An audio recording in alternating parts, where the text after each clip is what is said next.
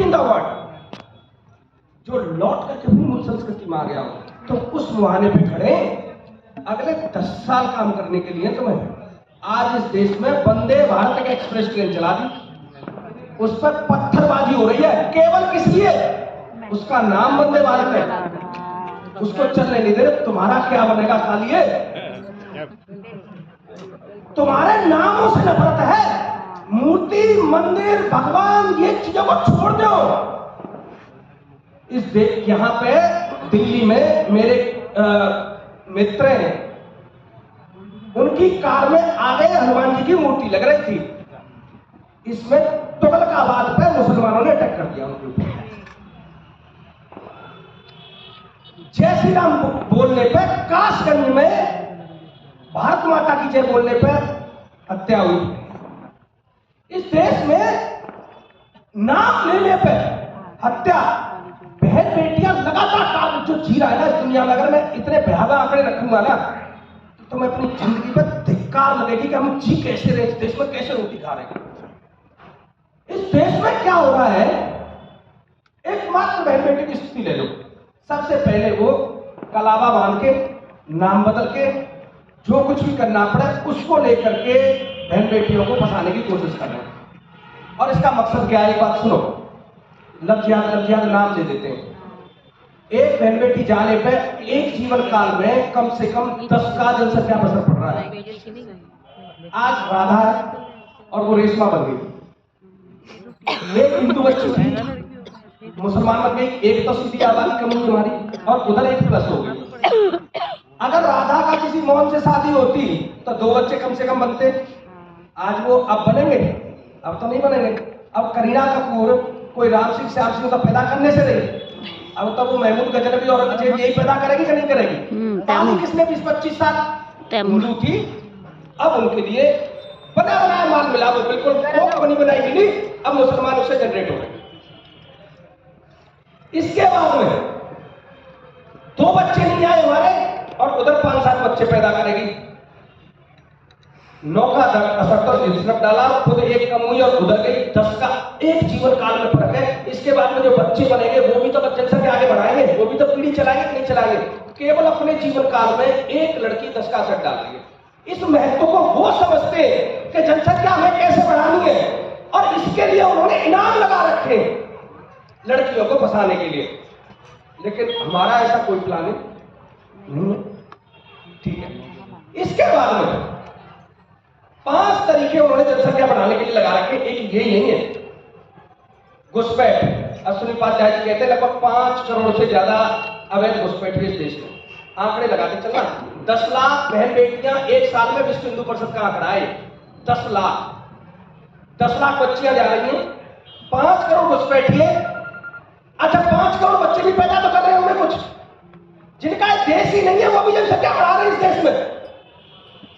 धर्मांतरण।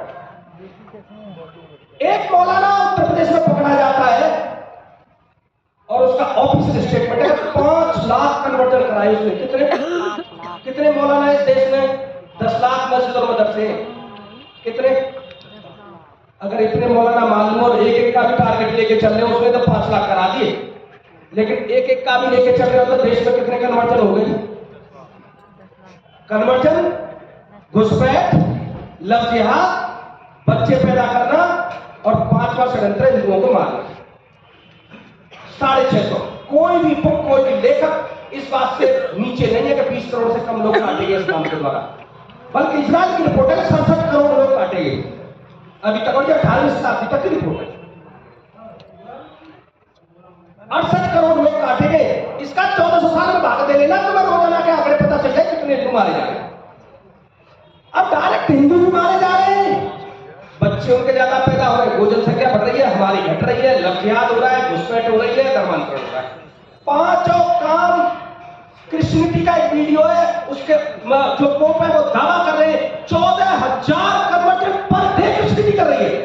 और केवल क्रिश्चियनिटी और इस्लाम ही नहीं, बौद्धिज्म अपना कन्वर्जन चला रहा है, वो भी लग रहे हैं। वो क्लियर बोल रहे हैं कि हमारा कोई मृत्यु से लेना देना नहीं है। लगातार कन्वर्जन का खेल चल रहा है। ऐसे में तुम है कहां? तुम्हारा अस्तित्व क्या है?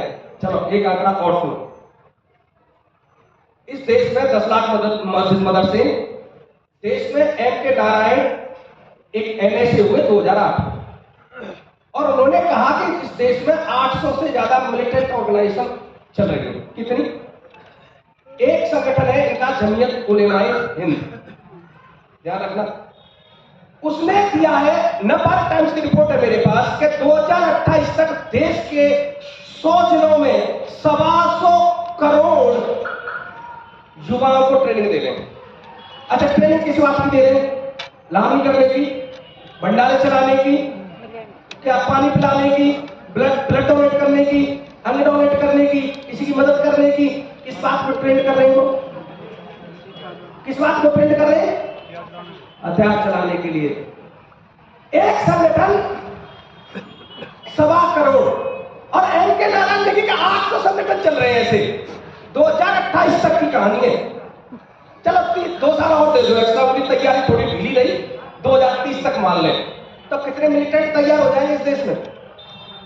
और अगर मैं इस आंकड़े को 100-200 करोड़ नहीं, अगर 10-20 भी करोड़ मान लूं, तो तुम्हारी टोटल जो बेल्ट की नौकरी है, जो आर्मी 20 लाख से ज्यादा नहीं, सारी पुलिस सारी लगा करके, अगर वो भी तुम्हारी रक्षा करने आए, एक तरफ 10 लाख की फौज और 57 देश, हो सकता है उस टाइम पर 60 भी हो जाए, 65 भी हो जाए, 65 देश पैसे से, हथियारों से पूरी तरह से सपोर्ट में, यहाँ की राजनीति, यहाँ की जनता, और एक तरफ तुम जिन्होंने बड़ी बड़ी हवेलियां बना रखी हैं, तुम्हें कौन बचाएगा? तुम्हारा पैसा कौन बचाएगा?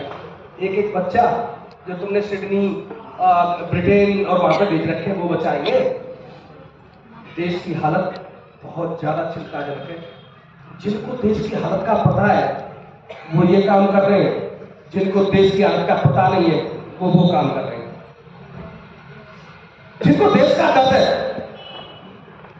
वो दर्द को मिटाने की दवा खोज रहे हैं, जिनको देश का दर्द ही नहीं है वो अपनी एक्सपोर्ट में डूबे हुए हैं। मैंने ये कहानी आपको इसलिए थोड़ी सी रखी है, ऐसे फैक्टर मेरे पास 40 फोल्डर है जिन पर लगातार काम चल रहा है। 40 फोल्डर ऐसे बनाए हमने जो कि तुम्हारी स्थिति इस देश में, बहन बेटी का तो अभी कुछ भी नहीं रखा, ये तो मैंने आंकड़े बताए केवल। क्या स्थिति है इस देश में? घरों से निकाल करके और पूरी रात रेप करके सुबह छोड़ रहे, ये स्थिति यहाँ पे है। और भाई बाप FIR कराने तक नहीं जा सकते, उनको मार दिया जाए। कहानी समझ में आ रही है? स्थिति बहुत प्रचंड है। बहन बेटियां निकल नहीं सकती मेट्रो स्टेशनों पे, गलियों में। बहन बेटियां अगर कोई बचाने जाता है तो जैसे डॉक्टर नारंग मारे गया, दिल्ली में तमाम ऐसे मर्डर हो गए, और इलाहाबाद में भी हुआ। एक बच्चा, इलाहाबाद है शायद वो डिस्ट्रिक्ट, उसमें एक बच्चा अपनी बहन से छेड़छाड़ का विरोध कर रहा था, उसको चाकू से कूद के मार दिया।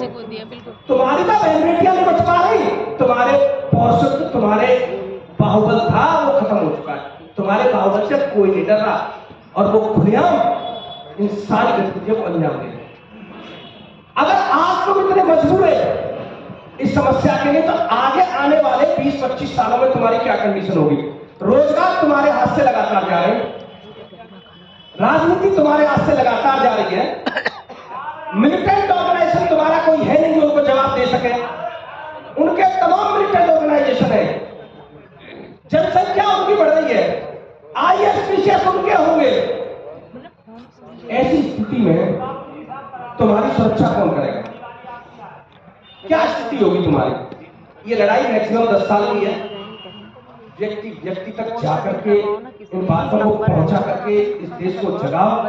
ये ऑप्शन आपके पास नहीं है कि कोई सुनता नहीं है, इस बात को समझ लो। कोई सुनता नहीं है, ये बहाना नहीं चलेगा।